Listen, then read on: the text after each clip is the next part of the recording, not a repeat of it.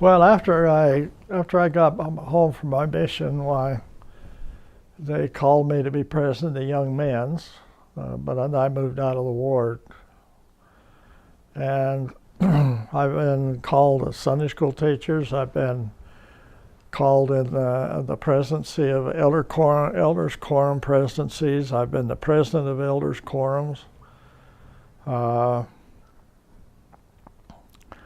And I always, tried to do my best. But we moved to Brigham City, and I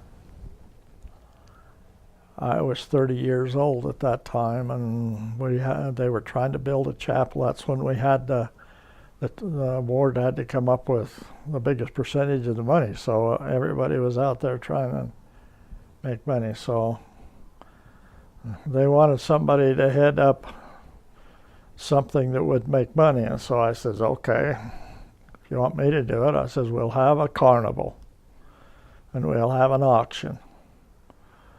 And we'll have to figure out some way to, because we're not going to spend a whole bunch of money on it, because if you're going to spend a bunch of money, you just will donate that into the church. At that time, if you went to the grocery store, they give you either green stamps or gold strike stamps. You filled up a book, and then you could go to the store and you could trade that in on lamps or whatever. So they bought off on that. So we went around the ward and we gathered up everybody's gold strike and green stamps. And I don't know, we had a bunch of books. So we went down to the store down in Ogden and we bought a whole carload of items and went back and we auctioned them off. And I think that time that one event we made just under $4,000 profit. Well, that got me in trouble because they changed the bishopric, and the bishop says, well, the guy can really do the work, so I want him as my first counselor. So I got called as first counselor to the bishop up at Brigham City, and we served 5 years in that position. And we had a lot of fun with it, and we finished building the chapel, and that was fine. And then after they released us, then they handed me to become the scoutmaster, and I didn't want to become the scoutmaster because I seen some of the kids that were there. But they finally just kept at me, and I says, okay, I'll be the scoutmaster on one condition. And they say, what's that condition?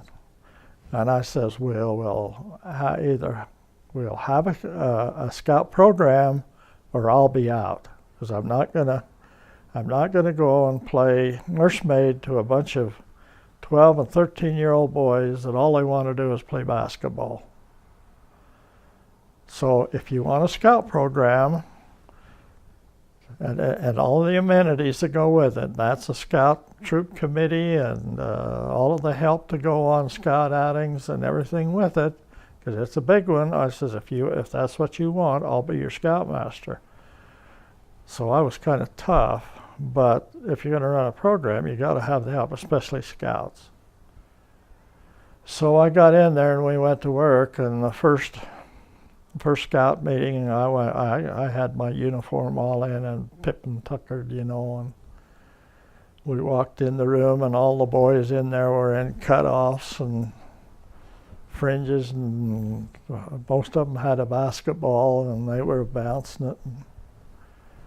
I walked in the room and they says, when do we get to play basketball? I says, put your basketballs under the chair. I says, there's no more basketball. Oh, you could have knocked them with a feather. And I says, we're going to have a scout program in here, and you're welcome to either have the program or go do what you want to do, but we're not going to try to do both. We're going to have a scout program in here. I says, if you don't want to have a scout program and you raise Cain, I says, you'll go out the door. And I says, I really don't care whether the door's open or closed when you go out. And they were pretty solemn. I says, next week I want every one of you here in a scout uniform. We will start doing all kinds of projects. And the ultimate will be that you will become Eagle Scouts. That's the program. But the long story short, we went to work, and I worked with the boys, and I became a Wood Badge member, and that's a special training course for Scout people. I was Scoutmaster for 3.5 years. We put 12 boys as Eagles in that 3.5 years. Then there was a group of boys come along that they didn't want, and they just tore the troop apart. You go on a camp out, and they'd tear tents down, and they'd do everything else. And I went back to the parents, and I says, I told you on the beginning, if you want a Scout program, I'll be the Scoutmaster, but what's going on right now ain't the Scout program, and I'm out. So I asked to be released. Then I got the job at McKay Hospital, and I was installing programs, and they got me to install computer programs in all of the churches or hospitals around Idaho Falls, McKay, out of Cottonwood, American Fork, Provo. I says, I'm traveling too many miles on the roads, so we decided to move from Brigham City down to Kaysville. And I says, well, you know, I've been in the bishopric, so my job is done there. I won't have to worry about getting tagged with that one again. We get down to Brigham City, and then the kids all wanted to travel back to Brigham City, but I was in Brigham City, or down here in Kaysville, and I was I was about 6 months as a Sunday school president, and then I was a high priest group leader for a few months. Then they called me on the High Council. So I did my work on the High Council for 2 years. And the table that you sit at was in a U shape. And it went in seniority from the one side of the U all the way around to the other. And the story got, if you could get around the first corner without being called as a bishop, then you could get by it. Well, I didn't make it around the corner, and they called me to be bishop. And so I served as the bishop of the 8th Ward for 4.5 years. And that was the most rewarding and the toughest job that I've ever done in the church. We got some people active, and we helped, but there was a ton of problems. When I was made bishop, we had to pay for the erection of chapels and pay for the welfare farm, and that was besides our own budget in our ward of paying for the lights and the heat and the janitor and everything that goes along with that. The bishop before me couldn't get any money raised. I guess that's one of the reasons why they released him. But I went in there, and I looked at the budget, and I about fell off the chair. I had a $40,000 budget in my own ward to work with. I had $27,000 behind in the welfare budget, and I was $50,000 behind in raising money for chapels. I says, holy cow, where's this going to come from? But I met the priesthood and met the people, and says, you know, I was called to be the bishop, but this is not my bill. I says, I'll pay my share, but this is not my bill. This is all of us' bill. So if we're going to get this job done, we all have to work together.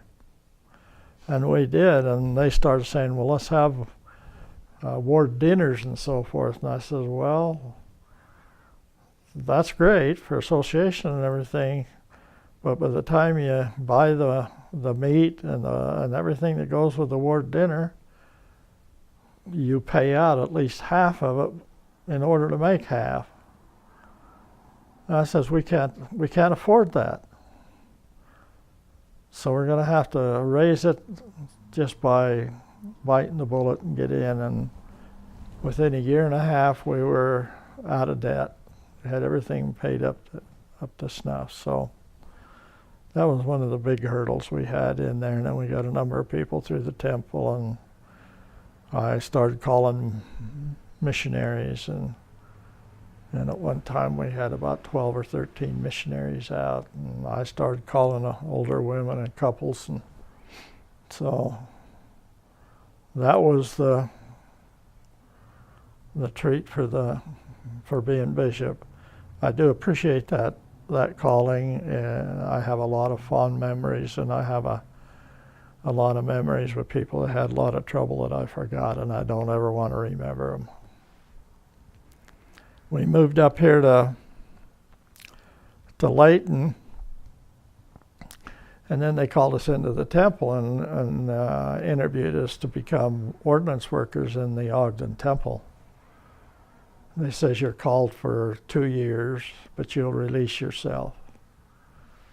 So that was a great experience. Noreen and I worked every Saturday up there for 7.5 years in the temple, and it was called the Church Service Mission. So I'd had some bad health problems in between that. I'd had heart problems and blood clot problems, and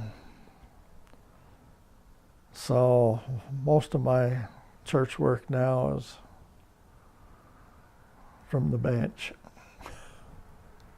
But I've had a variety of callings in the church. Generally, you've enjoyed it? Yes. I've had one once in a great while that I didn't enjoy, but it's mainly because I didn't have the support of those above me.